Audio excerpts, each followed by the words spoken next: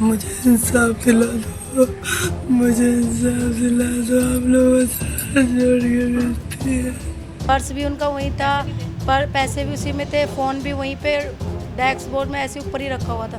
कुछ लेके नहीं गए, बस नॉर्मली वो मार के गए। मैं तो चाहती हूँ उनके चारों के घर में बुलडोजर चले और उनको जल्द से जल्द फांसी हो। करने के 10-15 मिनट या कुछ समय के बाद इन्होंने उन पे वार कर दिया और 1 घंटे से उनको घुमा रहे थे उन्हीं के ऊपर बैठ के। कि गाड़ी पूरी खुन्नम खून पड़ी हुई थी, 5-6 बार उनकी छाती पे चाकू मारा है। और जब मैंने हटा के देखा तो इतना बड़ा होल हो रखा था उनकी छाती पे। गाड़ी की टक्कर इधर उधर हुई, उसके बाद कुछ लोगों ने पीछा करा, पीछा करने के बाद वो घबरा गए तो उन्होंने गाड़ी को एक साइड में रोक दी और भाग गए।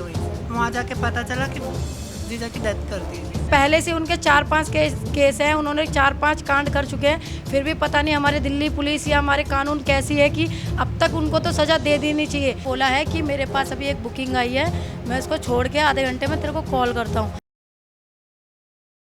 नमस्कार, आप लोग देख रहे हैं तेज तरार और मैं हूं आपके साथ आफरीन खान। इस वक्त मैं राजधानी दिल्ली के मंडावली इलाके में मौजूद हूं। ये जो महिला आप मेरे साथ देख रहे हैं, हाल ही में इनके पति की बेरहमी से हत्या कर दी गई। बताया जा रहा है कि पेशे से इनके पति कैब ड्राइवर थे। कैब में कुछ सवारियों के रूप में कुछ लोग आते हैं और उसके बाद लूटपाट के लिए इनके पति की हत्या कर दी जाती है। पूरा मामला इन्हीं की ज़ुबानी सुनाएंगे आपको, लेकिन एक सोशल मीडिया पर वीडियो एक वायरल हो रहा है जिसमें जो है ये विधायक रविंद्र नेगी के पास जाती है और वहाँ पर भी काफ़ी ज़्यादा हंगामा होता है।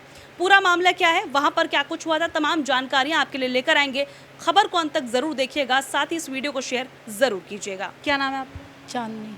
आपके पति का नाम? विजय कुमार। कितने दिन पहले उनका कत्ल किया गया था? 23 तारीख को किया था रात को। 23 जुलाई की हाँ, 23 जुलाई की बात है ये। कैब ड्राइवर थे आपके? हाँ जी, हाँ जी। पूरा मामला बताइए, क्या कुछ था पूरा मामला?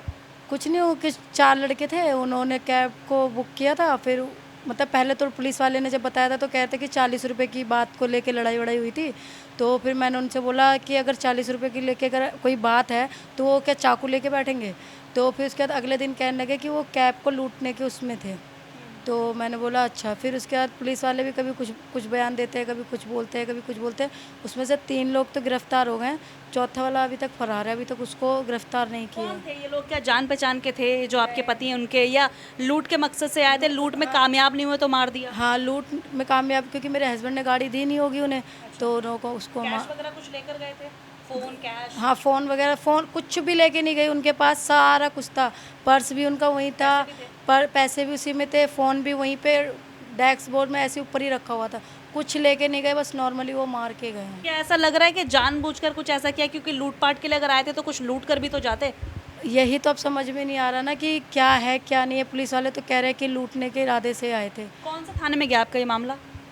कृष्णा नगर। कृष्णानगर हाँ में गया। जी। पकड़े गए क्या वो आरोपी? 3 पकड़े गए हैं, 1 नहीं पकड़ा गया है अभी तक। उसको भी नाबालिग बताया जा रहा है कि ये भी नाबालिग है।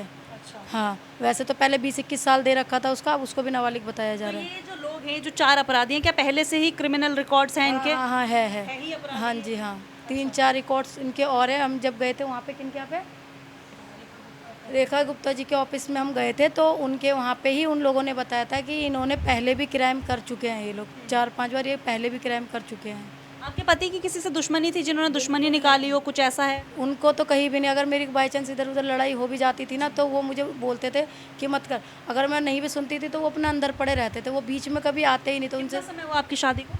8 साल। 8 साल। बच्चे वगैरह हैं? 2 लड़की है मेरी, एक 6 साल की है और एक 3 साल की है। तो जैसे एक वीडियो मैंने देखी जो सोशल मीडिया पर वायरल हो रही थी, आप जो है एमएलए रविंद्र नेगी के पास गई थी। वहाँ पर काफ़ी हंगामा हुआ, पुलिस आ गई आपको उठाने के लिए, क्या था वो? इसलिए था क्योंकि उन्होंने बोला, क्योंकि वो हमारी सुनवाई कर नहीं रहा था कोई। तो मैंने वहाँ पे धरना दिया था कि क्या बोलते हैं, जब मेरी सुनवाई नहीं हो रही थी ना, तो नेगी जी हमारे पास आ रहे ना कुछ। तो इस चक्कर में मैंने वहाँ पे धरना डाला था कि नेगी जी हमारे पास आए। अच्छा। हाँ, बट उन्होंने हम क्या किया कि उन्होंने उठवा के हमें पुलिस थाने में और डलवा दिया। मतलब ये था कि मतलब डाला नहीं, 10-15 मिनट बिठाया, फिर भेज दिया था उन्होंने। मतलब वहाँ से हटाना चाह रहे थे कि वहाँ से आप हट जाओ? हाँ, तो हमें वहाँ से हटा दिया था बस। मांग क्या है पूरे मामले को लेकर, क्योंकि आप कह रहे हो 3 लोगों की गिरफ्तारी हो गई, लेकिन फिर भी किसी इंसान की जान ले ली गई, उसका खैर कसारा तो कैसे भी नहीं हो सकता? मैं तो चाहती हूँ उनके चारों के घर में बुलडोजर चले और उनको जल्द से जल्द फांसी हो। है कौन वो, कुछ पहचान हो पाई है?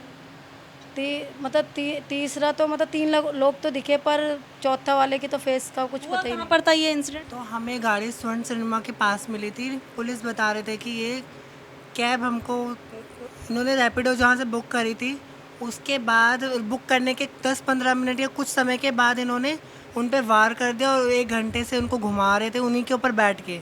मारने के बाद उन्हीं के ऊपर बैठ के गाड़ी चला रहे थे। गाड़ी की टक्कर इधर उधर हुई। उसके बाद कुछ लोगों ने पीछा करा। पीछा करने के बाद वो घबरा गए तो उन्होंने गाड़ी को एक साइड में रोक दी और भाग गए वहीं से। कितने बजे की बात है? ये लगभग एफआईआर की कॉपी में तो 9 के आसपास है। 23 जुलाई की हाँ 9 बजे। हाँ। आप लोगों को इन्फॉर्मेशन कैसे मिली थी? ये फ़ोन करे जा रही थी पुलिस में, जीजा को फ़ोन करे जा रही थी, कोई रिस्पांस नहीं था। फिर एकदम से पुलिस वाले ने फ़ोन उठाया। पुलिस वाले ने बोला कि आप अपने इनके किसी बड़े भाई या फादर को लेकर आओ, फिर हम लोग बात बताएंगे। और कुछ बता नहीं रहा, बस इतना बोला कृष्णा नगर थाने के पास आ जाओ। हम लोग फिर जल्दी से हड़बड़ करके गए। हमको लगा सिर्फ छोटा मोटा केस होगा, नॉर्मली हम जाके बात करके ले आएंगे। वहाँ जाके पता चला कि जीजा की डेथ कर दी है किस चीज़ से वार किए गए थे उनके? चाकू से। जी। क्या लग रहा है हत्या के लिए ही किया गया था या लूटपाट कर रहे थे और हत्या कर दी फिर? अब ये तो मैं नहीं बोल सकती क्या है क्या नहीं है, पर पुलिस वाले के अकॉर्डिंग तो लूटपाट के हिसाब से ही है। पर पुलिस वाले भी बार बार अपना बयान चेंज करे जा रहे, चेंज कर। आयु का नाम क्या है? महेश ना, महेश भारद्वाज। जी। हमने वहाँ पे एसएचओ सर से भी बात करी है। वहाँ पे हम लोगों ने आयु सर से बात करी, वो लोग कोई सुन नहीं रहे। वहाँ पे एक और आयु था, उसका नाम क्या था? अवनीश नाम था ना? अवनीश। वहाँ पे एक अवनीश नाम का पहले उन्हीं के पास था, हमारा अवनीश के पास। उसके बाद दूसरे महेश के पास हमारा केस गया। अवनीश हम ये जाके रो रही है, उनके आगे गिड़गिड़ा रही है कि हमको न्याय दो, न्याय दो। वो बंदा हंस रहा है लिटरली। तो उस ने इतनी बुरी तरीके से बार बार 3-4 बार स्माइल कर रहा है कि देख नहीं रहा कि बच्चे हैं इसके पास, इतना कैसे कर रही है, कैसे नहीं कर रही है, इसका क्या आगे क्या सहारा है, क्या सहारा नहीं है। वो हंस रहा है। हम लोगों ने बहुत तमाशा करा। उसने वो हंसा जैसी मैं चालू हो गई। छुपा दिया गया था उसको छुपा दिया गया था, जैसे कि हमने अवनीश को। हाँ।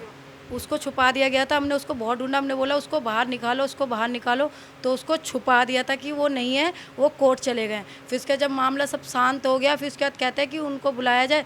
जब वो कोर्ट चला गया था तो वो वहाँ पे फिर कहाँ से आ गया एकदम से ही, कहाँ से आया वो?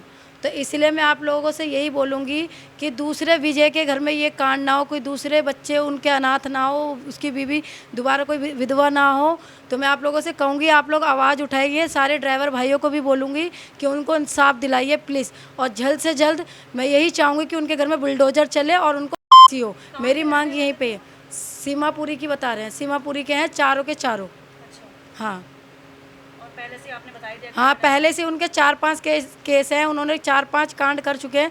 फिर भी पता नहीं हमारे दिल्ली पुलिस या हमारे कानून कैसी है कि अब तक उनको तो सज़ा दे देनी चाहिए। उसने जो इस बार जो बड़ा कांड किया है ना, उनको तो अब तक सज़ा दे देनी चाहिए। पर वो अभी तक भी वो पता नहीं कौन सी कानूनी क्या करेंगे, क्या नहीं करेंगे, पता नहीं। अब वो तो कानून कह रहा है कानून कार्रवाई होगी, ये होगा, वो होगा। अरे जब आपको पता है कि उन्होंने 4-5 बार और वो कर चुके हैं कांड, तो आप किस चीज़ का इंतज़ार करें? फिर से किसी और विजय की जान जाए, ये चाह रहे हो आप लोग? फिर से किसी ड्राइवर भाई की जान जाए, ये चाह रहे हो? या तो उस बंदे ने जो गलत किया है उस बंदे को सीधा क्यों नहीं कर रहे हो? उनके घर में बुलडोजर क्यों नहीं चलाया जा रहा है? उनको सड़क में ला के उनको फांसी होनी चाहिए, मेरे सामने होनी चाहिए। जब तक मैं मानूंगी नहीं, उनके घर में बुलडोजर चलना चाहिए मेरे सामने ही, तभी मैं मानूंगी। ये नहीं कि तुमने दिखा दिया वीडियो कि ये लो जी हमने उनके घर में ये कर दिया, वो कर दिया। नहीं, ये सब मेरे सामने होगा तब मैं मानूंगी। लास्ट बात आपकी 7:30? लास्ट बात मेरी उनसे 7:30 बजे हुई है। उन्होंने बोला है कि मेरे पास अभी एक बुकिंग आई है, मैं इसको छोड़ के आधे घंटे में तेरे को कॉल करता हूँ।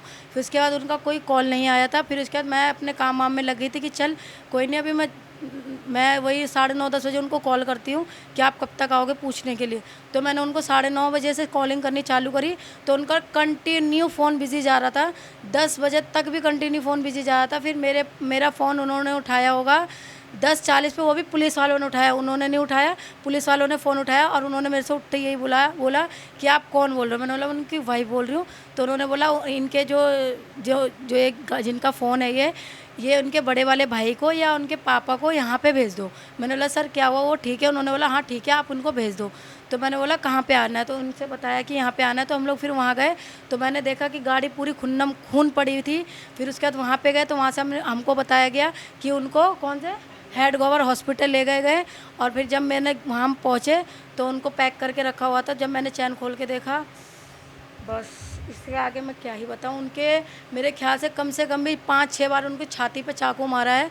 गर्दन का तो मैंने देखा ही नहीं था, मैंने न्यूज़ से ही सुना है कि गर्दन पे मारा है। बाकी उनके गर्दन पे भी लपेटा गया हुआ था, कुछ पता नहीं धोती वगैरह लपेटा गया था। बट जब मैंने हटा के देखा तो इतना बड़ा होल हो रखा था उनकी छाती पे, इतना बड़ा। बस इन चारों ने कैब ली थी आपके पति की, कहाँ से कहाँ तक आए थे, कुछ जानकारी है? यही मेरे को शायद ज़्यादा इतना तो ध्यान नहीं है, पर कैब में बैठे थे ये चारों सवारी बन। हाँ, पर इन्होंने मेरे ख्याल से क्या उन्होंने खुद ही मतलब पुलिस वालों ने डाल रखा है कि 8 साढ़े 8 बजे के बीच में उन्होंने हत्या कर दी थी उनकी, और उन्हीं के ऊपर बैठ के वो गाड़ी चला रहे थे, जिससे कि 3-4 गाड़ियों को हिट किया उन लोगों ने। तो वो गाड़ी उनके पीछे आई तो उन्होंने वहाँ पे कृष्णानगर थाने से पहले ही उन्होंने गाड़ी वहाँ पे छोड़ के वो चले गए। ना तो उन्होंने कोई फ़ोन उठाया, क्योंकि फ़ोन वहीं सामने रखा था, पर्स भी वो सामने ही रखते हैं। ना उन्होंने फ़ोन लिया, ना उन्होंने पर्स लिया, कुछ ना पैसे वैसे कुछ भी नहीं, सिर्फ वो हत्या करके वो निकल गए। फिर ये कैसी लूट की कोशिश के बाद हत्या तो हुई? पुलिस वाले ही कह रहे हैं कि क्या बोलते हैं लूटपाट के इरादे से ही किया गया है। देखिए, हाल ही में आपने एक वीडियो सोशल मीडिया पर देखा होगा, जिसमें आपने ये देखा होगा ज़रूर कि एक कैब ड्राइवर की किस तरह बेरहमी से हत्या कर दी गई। फिलहाल हम उन्हीं की पत्नी के साथ यहाँ पर मौजूद हैं, इनसे बातचीत की गई। ये ज़रूर बताया जा रहा है कि आरोपियों को गिरफ्तार कर लिया गया, लेकिन जिस तरीके से इन्होंने डिटेल शेयर की कि वो लोग पहले भी इस तरीके की आपराधिक वारदातों को अंजाम दे चुके हैं। अब यहाँ पर मैं यहाँ की कानून व्यवस्था के बारे में बात करना चाहूँगी। अगर जैसे कि बताया जा रहा है उनके ऊपर 3 से 4 बार पहले भी मुकदमे हो चुके हैं, मुझे नहीं पता कि किस क्राइम में, लेकिन अगर पहले ही उन्हें सख्त सज़ा मिल गई होती और अगर अभी भी वो जेल में होते तो शायद आज जो इनके पति हैं वो यहाँ पर जिंदा होते। यानी कि कहीं ना कहीं हमारी कानून व्यवस्था में काफ़ी ज़्यादा दिक्कतें हैं। अपराधियों को बात बात पर बाहर छोड़ दिया जाता है और उसके बाद वो और ज़्यादा अपराधों को अंजाम देते हैं। आप क्या सोच रहे हैं कि भारत की जो कानून व्यवस्था है वो सही है, गलत है? इस पूरे मामले को लेकर भी आप जो भी कहना चाहें कमेंट करके ज़रूर बताइएगा। 2 इनकी छोटी छोटी सी लड़कियां हैं जो अब अनाथ हो चुकी हैं। अब अंदाज़ा लगाइए, एक महिला यहाँ पर, इनकी उम्र आप देख ही रहे होंगे, इस उम्र में ये विधवा हो गई हैं। आगे की ज़िंदगी किसके सहारे गुजारेंगी? इनकी बच्चियों का क्या होगा? तमाम चीज़ें हैं, जब सोचा जाए तो इनके बारे में सोचने से काफ़ी ज़्यादा दुख होता है। पूरी खबर हमने आपको दिखाई। खबर दिखाने का मकसद यही होता है कि आप इनकी बात को ज़्यादा से ज़्यादा शेयर करें ताकि इन लोगों को इंसाफ मिल सके। आज के लिए इतना ही, मुझे दीजिए इजाज़त। दिल्ली से कैमरा पर्सन आशुतोष के साथ मैं आफरीन खान। अगर आपको हमारी ये वीडियो पसंद आई हो तो इसे लाइक एंड शेयर करना बिल्कुल भी ना भूलें। इसके साथ ही हमारे चैनल तेज तरार को जरूर सब्सक्राइब करें, और हाँ, बेल आइकन को दबाना बिल्कुल भी मत भूलिएगा, जिससे दिल्ली से जुड़ी तमाम खबरों की नोटिफिकेशन सबसे पहले आप तक पहुंचे।